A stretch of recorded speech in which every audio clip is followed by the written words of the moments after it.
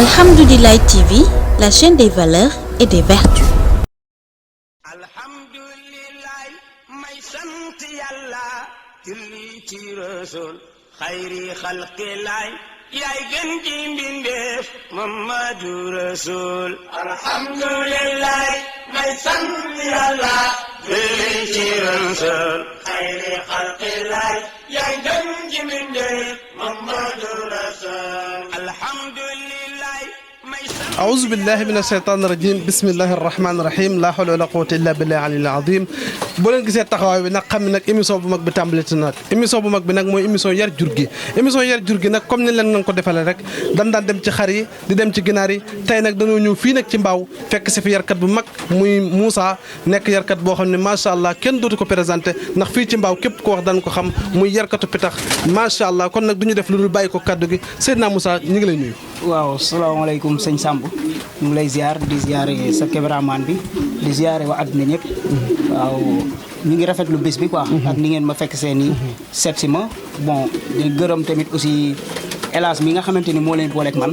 muy waaju baax. wax dëgg yàlla loolu waroon na ko ci mënoon na ko ci bañ a fekk sax mais comme xam na ne élevage dafa toll foofu. moo waral mu ne il faut ma dem booleeg sama waa ji ak gars yi quoi. macha allah ñu jaajëfal ñëpp daal. macha allah ku dégg nag nuyoo boobu da ngay xam ne Moussa nuyu na nuyu bu am solo waaye Moussa nag bala ñoo dugg nag ci waxtaan wi duñ bëggoon a xam kan mooy Moussa ci tënk.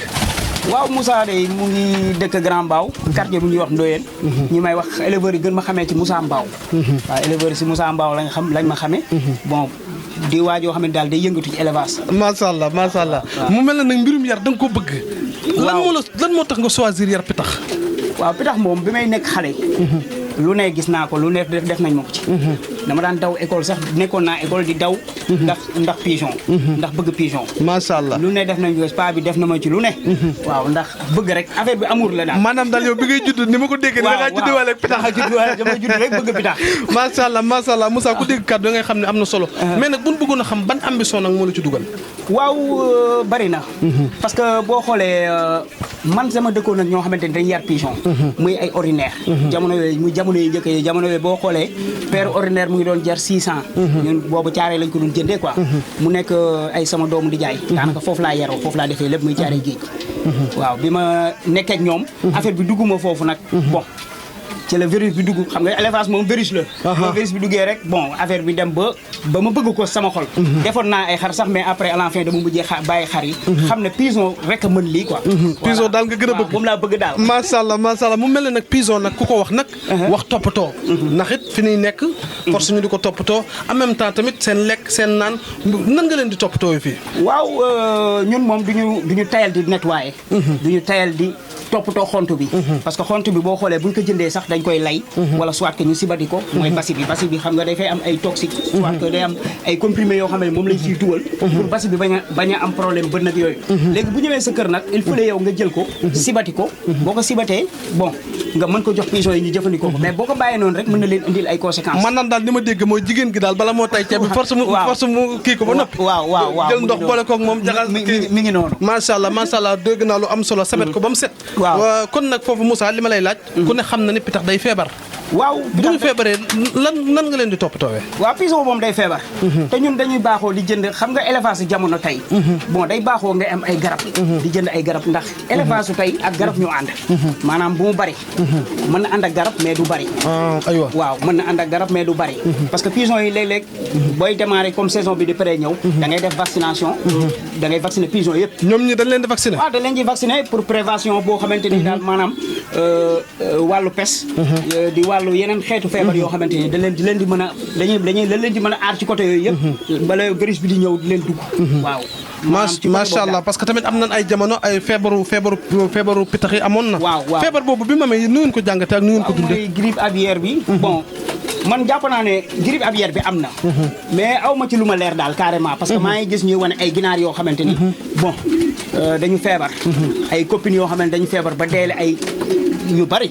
ñu ngi leen di massaw bu baax ñooñu noonu bon mais ñun excès gisaguma ko mu excès daal ci volaille bi nga xamante ne moom mooy pigeon waaw gisaguma ko daal macha allah xam nga nag fi mu toll nii nag Moussa ko wax pigeon xam ne pigeon nag jamono ji dafa yëkkatiku parce que dem nañ ba yegg ci pigeon di jar 500000 te ci loo xam ne yow waxoon nga sànq ni paire bi 600 lay jar loolu bu demee ba jar 500000 700000 kon da ngay xam ne loolu évolué na dépassé na niveau bi ñu ko foogee woon bon élevage bu njëkk ak élevage su tey moom laa lay wax sànq du benn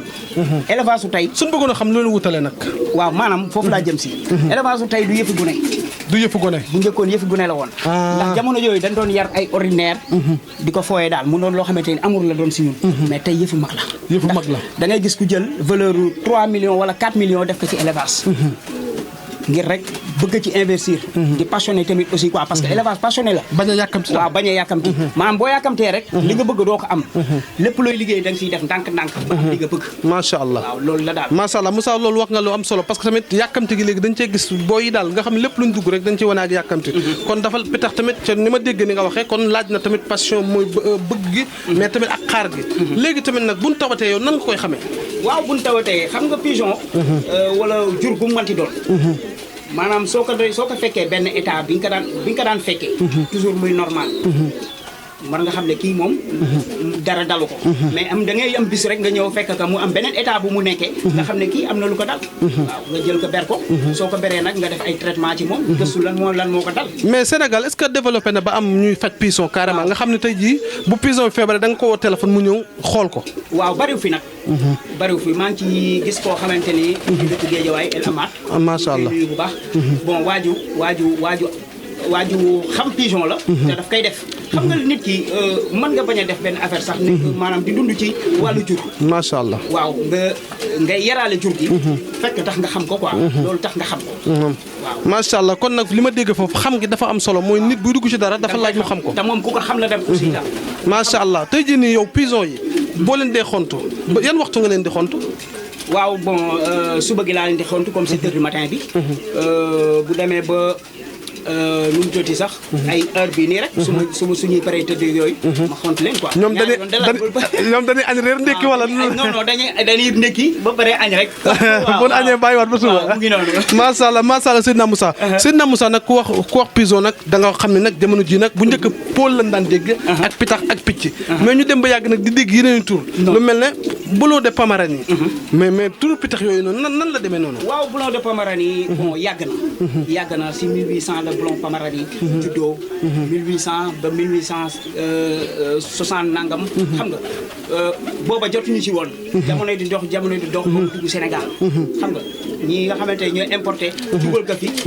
mu yaatu daal moom moo tax ñenn ñi dugg ci te boulot Pomeranie dafa nekk pigeon boo xam pigeon bu noble la te et puis dafa am lu mu bëgg quoi ci ay conditions yu normal lay bëgg moom da lay imposer moom li mu bëgg moom bu ne Pomeranie bu ne boulon rek maanaam boulon buur la quoi boulon buur la maanaam bëggul yenn kii yi daal waaw kon boulon de Pomeranie bon ci doon wax kon da ngay xam ne kon boulon la boo xam ne daal boulon bu yëg boppam la daal ci li ma ko mën a waxee boulon bu yëg boppam la et puis moom bëggul salté quoi bëggul salté non bëggul salté macha allah kon nag yéen a ko déggandoo Moussa kon da ngay xam ne kii li muy wax ku ko xam la parce que tamit bu nim ñu wane pigeon yi rek waaw Moussa yan pigeon lañ fi fekk soñ doon expliqué waaw pigeon yi am na boulon de Pomeranie bon am na boulon de Norvis bon am na boulon de Saxe-Pie boulon de Basse-Bavère mu ngi fi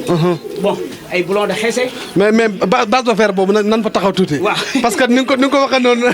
macha allah Basse-Bavère boo ñu ci doon wax loo ñuy wax waaw Basse-Bavère dafa nekk pigeon bu rare pigeon boo xamante ni maanaam Sénégal am na ñu ko reconnaître am na ñoo xam ne reconnaître ko Basse-Bavère bon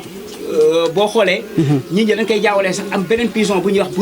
Bouffré ñu bari dañ fii ñëw di ma ko laaj naa man ndax Bouffré la maanaam bariwul Sénégal sama benn xarit bu baax bu ko importé woon bon bu ko jëlee woon ci Mali Saltigué importé ko mu ñëw ci man quoi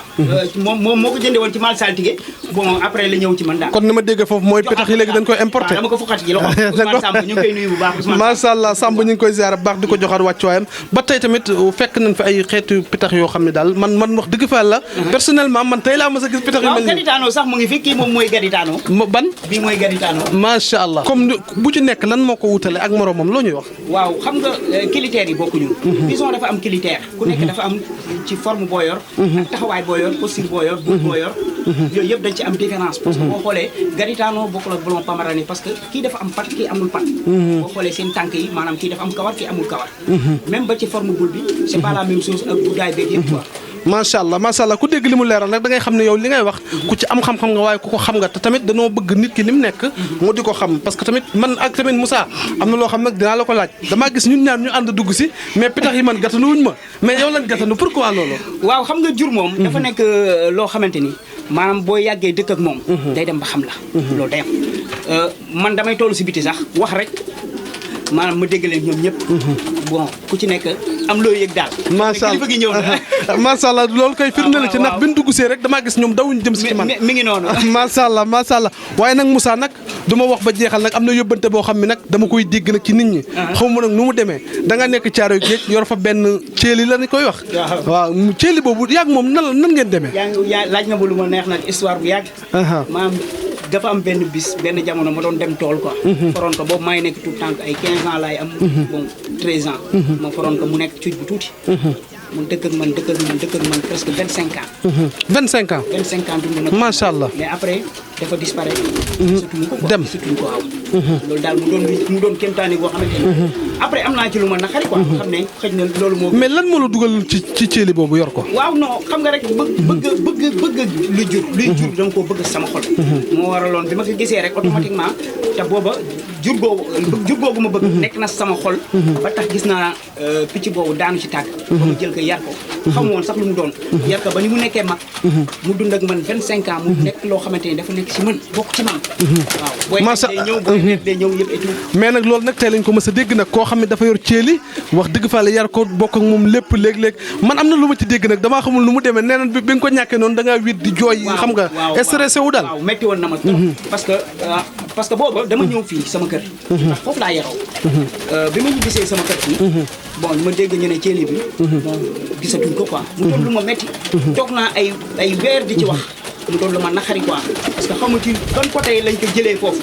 demoon naa ba benn moment sax ma bëgg ko récupérer indi ko sama wet ndax loolu dafa nekk loo xamante ni dara la ci man histoire la daal histoire la macha allah xam nga rab nag dafa nekk lu am solo waaye tamit Moussa tey ji bu ñu bëggoon a xam seen façon lekkin ndax ñoom ñëpp a bokkul nii lekk wala waaw bon am na benn mbaar bu nekk ci suuf ay voyageurs ñoo fi nekk foofu bon foofu la ñuy liggéey foofu sax war nañ faa dugg après waaw foofu mooy bërëbu liggéeyukaay bi maanaam ñooñu seen xontu ak xontu bi maanaam wute nañ tuuti rek maanaam ñii bëgguñu grain boo xamante ni grain bu tijji lay doon bëgguñu ko bulon Pomeranian am na ñu leen di jox pour grain bu tijji bulon même bulon bu manti doon aajowul nga koy jox grain bu tijji même bu dee grain bu tijji boo mënee ut bu sewam sax baax na wala soit que nga gar ko xam nga jox leen ko quoi mais ñëw jox leen ko dafa am benn affaire boo xamante ni boo leen ko joxee rek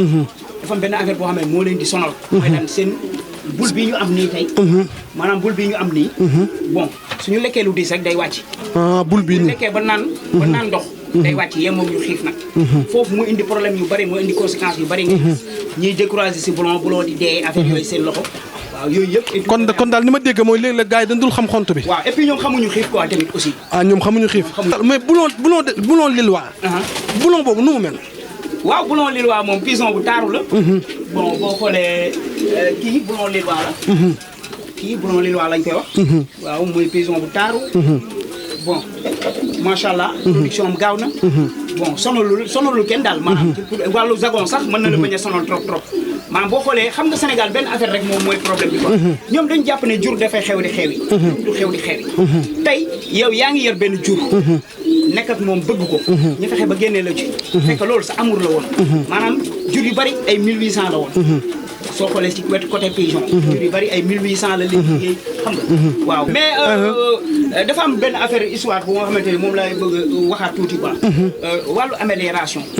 gaa ngi koy liggéey fii ci Sénégal mais amélioration boo koy liggéey nga dem ci ba jeex tàkk xam nga tubaab bi muy liggéey pigeon di ko liggéey toog di ko liggéey dafa jël temps def ci ay ati ba doom ba dee ba doomam ñëw topp liggéey boobu ko liggéey ba ko waaw foofu dama koy dégg ni comme dafa mel ne réew yi ci des daal ñoo gën a fonk affaire yar pitax daal ka Sénégal waaw maanaam européens yi boo xoolee européens yi ñoom ñoo liggéey pigeon yi ñun ñu dem ba jot mais Sénégal amulgul race bu ñu reconnaître boo xamante ni maanaam nee nañ ne lii Sénégal lañ ko liggéey maanaam comme tey nga yor blond Pomeranie amélioré ko ba am couleur bi ci moom wala soit que ma am taille bi ci moom loolu mën na nekk mais jugewul ci blond Pomeranie parce que wàcciwul standard waaw maanaam ci wàllu liggéey lay doon rek waaw mais comme ci wàllu race amaguñu race boo xamante ni reconnaître na ko ñun Sénégalais tubaab bi dafa mel ni ñooñu ko gën a respecté loolu lan nga ciy wax waa tubaab yi xam nga ñun ak tubaab yi bokkuñu mooy tubaab day passion day xaar ñun dañu am problème mu xaar lañ am problème yi yàkkamti daal waaw yàkkamti lañ maanaam tey ñun dañuy bëgg léegi lépp sotti te élevage moyen da cee bokk tey jii boo amul benn moyen bi mën nga ramper ndànk ba am li nga bëgg ndax suñu borom lépp looy yëngu rek mën na la cee defal sutura waaw mën na la cee defal daal macha allah ku dégg ni mu waxee ne da ngay xam ne wax dëgg fàll ku am bëggee la ci lii muy def waaye tamit sëñ naa Moussa ba tey am na loo xam ne nit ñi ma ko yóbbante pitax day voyager loolu nan la demee ak pitax yi nii ni rawantee loolu nu mu demee loolu ay course la rek maanaam ci côté colombophilie dañuy wax voyageur ñoom ñooy def rawante boobu tey jii mën nga jógee ay lâcher la quoi lâcher yi ñu ngi koy defee ay nu mu tuddati Tamba wala feneen ak feneen extra ay Kédougou yooyu la ñuy fay mais loolu est-ce que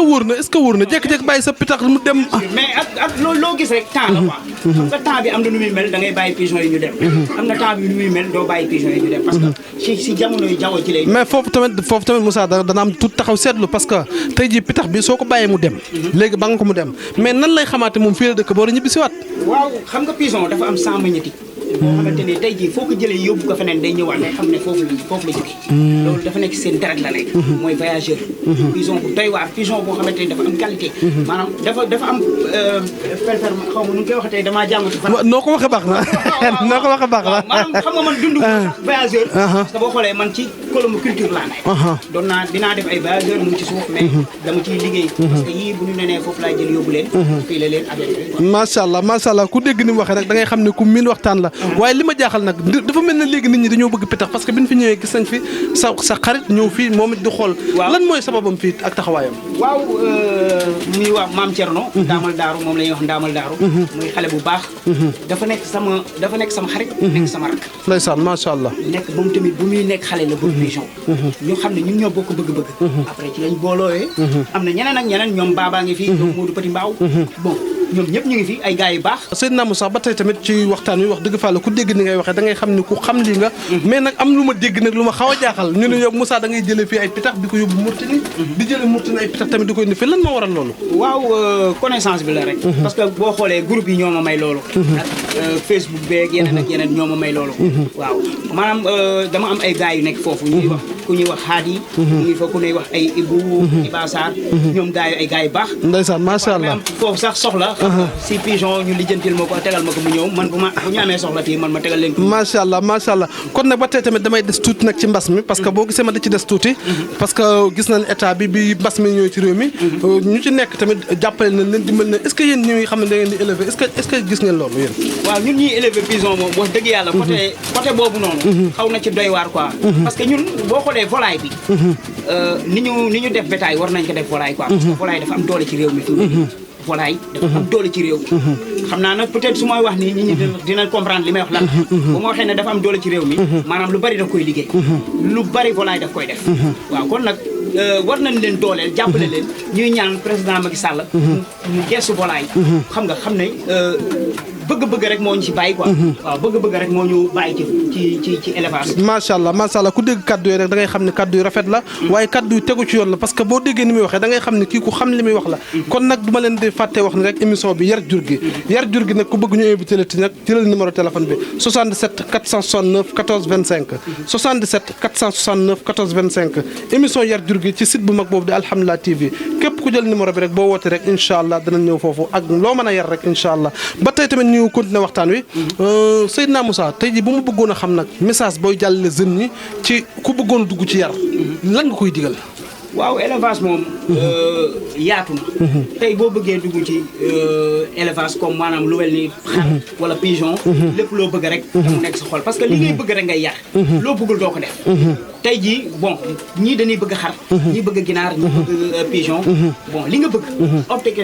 bàyyi xel ne kii nga bëgg comprendre kooku da ngay jël da ngay fexe nga teg bët loolu ne loolu laa bëgg nga dem si ñi nga xam ñu jàppale la ci poussé la ku dégg kàddu yi nag xam ni jàll leen nu am solo kon numéro bi laa leen joxaat rek 77 469 14 25 Seydina Moussa nag technicien mi ngi may xamal li ñu cërale woon ci waxtu jeex na kon sa tàggatoo nag waaw may gërëm suñu waa kii nu mu tëddee club suñu club bu kii nu mu tëddee boulon bi waaw ñoom maa ngi leen di gërëm bu baax a baax ñoom Papis ñoom Cissé bon gars yëpp maa ngi leen di gërëm daal waaw maa ngi leen di gërëm macha allah ak kilifa gi kër gi di gërëm yow nga xamante ne da nga déplacé ñëw seet si ma ñu lay gërëm bu baax di gërëm élevage gërëm tamit sama xarit bi Maam Thierno ku bëgg élevage moom quoi ku bëgg élevage muy waaju bëgg élevage macha allah xam naa kon dañ koy jox kàddu gi rek waaw salaamaaleykum ñu leen di nuyu di leen ziar waaw sama teewaay fii li ko waral dafa bari suñu grand Moussa Mbaw éleveur jiitu si élevage te ñu si nekk koo xam te ni ku yàgg bëgg élevage la rawatina nag élevage volaille particulièrement pigeon waaw ñun ay éleveurs pigeon lañ nekk fii si Grand Mbao waaw am fi ay éleveurs yu bari nga xamante ne nii am nañ fi benn association bu nga xamante ni ci élevage la ñuy yëngu am na ñuy def bétail am na ñuy def volaille waaw nekk ay éleveurs yu nga xamante ne nii dañuy door a door bëgg nag yàlla sotti mbir yi rek jëm ci kanam ba élevage bi ñu ngi ciy dégg léegi nag bu ñu bëggoon a xam nag ay témoignages nag ci Moussa lan nga ñuy wax waaw Moussa moom ku bëgg pigeon la waaw ku baax la ku am vision la waaw aussi tam di investir ci élevage di ci def ay gëstu comme ni mu ko waxee ci biir waxtaan bi aussi tam élevage doonatul élevage bu nga xamante ne nii da ngay ñëw rek yar rek ñuy jur rek ngay jaay da ngay améliorer di gëstu di xam race yi seen standard seen i critères xam li ñu bëgg xam li ñu bañ xam seen évolution bi élevage bi fi mu toll ci monde bi ak ci Sénégal waaw parce que élevage volaille fi mu toll nii dafa avancé trop léegi maanaam ni ko européens yi di defee noonu la ko Sénégal di defee ñuy importer ay race xam te ni ñi am si àdduna bi yëpp am na race yoo xam te ni dañ leen homologué sénégalais ñu ngi koy yor di ci liggéey lu doy waar sa kàddu gu mujj xam naa li ñu cërale woon ci waxtu rek moo jeex waaw di leen sant yéen di leen gërëm di leen jaajëfal waaw di wax ne lépp élevage moo ko waral di leen ñaanal di ñaanal grand Moussa Mbaw ak tamit yarkat yi tamit ak ñiy jaay xonti tamit ñu sponsorisé émission bi waaw nañ ñëw si émission bi sponsorisé ka ngir tey jii muy man di def ay reportage fépp éleveur nekk mu mën ko fa fekk wane li muy def waaw ñu ngi wax ñi entreprise yi jaay xont yi waaw bëgg ñu citer seen tur entreprise yi defar xont alimentation bétail yi volaille ak yëpp ñu ñëw jàpp si émission bi sponsorisé ka ngir élevage jëm ca kanam du ma guddal damay nuyu rek bu baax a baax sama goro yu baax yi maa ngi leen di ziar bu baax di leen joxaat seen wàccuwaay waaye nag bébé nag kenn du ko fàtte benn yoon bébé Seck maa ngi koy ziar di ko joxaat wàccuwaay waaye nag Mouhamed Samb nag nekk foofu ci lycée Blaise Diagne maa ngi koy nuyu bu baax a baax di ko joxaat wàccuwaay waaye yaayam ju baax ja nag Rayhan ñu ngi koy ziar bu baax di ko joxaat wàccuwaay waaye Pape Maysa du ma ko fàtte benn yoon nekk sama xarit nekk sama doomu ndey nekk taalibe Serigne Youssou ibnu Serigne Cheikh ibnu Serigne Ibrahima Mbaye ibnu Mame Cheikh radiyallahu ta'ala foofu ca Louga ñu ngi koy ziar bu baax di ko joxaat wàccuwaayam waaye nag sama nijaay sama xarit Cheikh Mbacke Seck nekk foofu ca Espagne maa ngi koy nuyu bu baax di ko joxaat wàccuwaayam waaye soxnaam su baax sa nag du ma ko fàtte benn yoon njëyee jàng di ko ñaanal gudd fan di ko ñaanal wér di ko ñaanal njaboot gu barkeel waaye Xaadim Pen nag dafay suivre émission bi fu mu toll waaye duñu fàtte nag séeréem bu baax ba muy PS loo ko wax loolu PS nag Xaadim daan la jugal fee waaye sëñ Daraame nag duñ ko fàtte benn yoon sëñ Daraame ci kurus gi waaye sëñ Daraame ci léppay baax sëñ Daraame ci kànnar gi sëñ Daraame borom daaru Paxacaar waaye sëñ Daraame borom caar yu géej duñ ko fàtte benn yoon waaye tamit nag njabootu sëriñ Aïssa Samb gi ñu ngi leen di nuyu ñoom ñëpp di leen joxal seen wàccuwaay sunu nijaay sëriñ ñu ngi koy ziar baax a baax sunu tante Mariama Samb nekk ca Touba waaye Mbóoj Samb ca Touba ñu ngi koy ziar baax a baax waaye sunu bàjjan Maane ak Maam Jaara waaye soxna May nag Samb nekk sama mag nekk sama xarit nekk foofu ca Touba maa ngi koy nuyu bu baax di ko joxaat wàccuwaayam waaye Xaadim Seck nag ibnu sëriñ Sam ibnu Baye Sam yàlla jële ko fi yàlla na ko yàlla xaaraaj dina woy fa su ci kawam te leeral bàmmeelam ak sunu bàjjan Faama ak maa Kumba di nuyu rek képp koo xam ne rek yaa ngi suivre émission bi bu baax a baax waaye sunu nijaay Xaadim Samb nag ñu ngi koy nuyu bu baax a baax ak Maxtar Samb doomu Baye Mut Samb Takko ñu ngi koy koy ziar bu baax di ko joxaat wàcca waaye Mame Ndiouga nag di sama nijaay di sama xarit di suivre émission bi waaye Basirou Thiaw Tata 81 ñoom ñëpp rek maa ngi leen nuyu baax a baax a baax waaye Demba Coiffeur nag du ma ko fàtte benn yoon nekk foofu ca table Tivaouane waaye nag sama yaay Ndumbe Joon nag du ma ko fàtte benn yoon ak Nday du ma leen fàtte benn yoon waaye nag Say Ndiaye maa ngi koy ziar bu baax a baax a baax ak Baye Zal nag nga xam ne mooy alalu Say Ndiaye duñ ko fàtte benn yoon ban loolu nag lañ leen indi loon ci seen émission bu mag bi nag muy émission yar jur gi ñu ñëwoon fii nag ci Mbaaw fekk si fi Moussa di leen wax ni nag def leen ne moom jël leen numéro téléphone yi 77 469 14 25 77 469 14 25 waaw di gërëm samay waajur di gërëm waa kër gi yëpp waaw maa di surtout sama soxna di gërëm ñëpp daal waaw jaayeen jëf di leen wax nag beneen émission ak beneen éleveur wasalaamaaleykum wa rahmatullahi wa barakaatu. Alhamdoulilah TV, la chaîne des valeurs et des vertus.